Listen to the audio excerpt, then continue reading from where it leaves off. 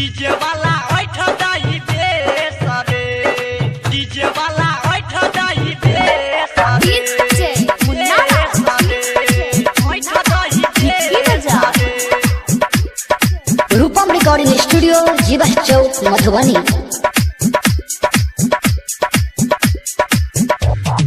छौरिया त नाचे बोरी रे सरे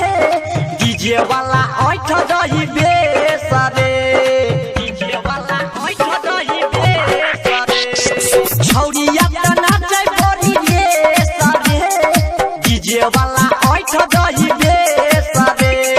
कमर हिलाबै त हिले छ झुमका संग में हिलयो करके सरे छौरिया त नाचे बोरी रे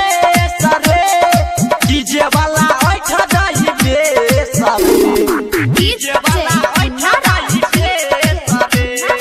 डीजे वाला ओठ दही बेस रे ओठ दही बेस रे रूपम रिकॉर्डिंग स्टूडियो जीवा चौक मधुबनी। बड़ी जबरदस्त कमर हिलाबै देख में माल बड़ी मस्त लागे बड़ी जबरदस्त कमर हिलाबै देख में माल बड़ी मस्त लागे कुद कुद नाचे बड़ी तेज रे कुद कुद नाचे बड़ी तेज रे डीजे वाला ओठ दही बेस रे छौरिया त नाचे बड़ी रे सरे डीजे वाला ओठ दही बेस रे डीजे वाला ओठ दही बेस रे डीजे वाला ओठ दही बेस रे ओठ दही बेस रे रूपम रिकॉर्डिंग स्टूडियो जीवा चौक मधुबनी। हाथ पकड़ कह नाचैला चमना के तोरा तेज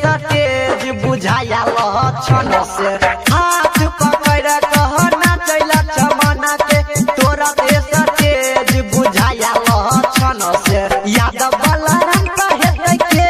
सरे यादव बलराम कहे के सरे डीजे वाला ओठ दही बेस रे छौरिया त नाचे बड़ी रे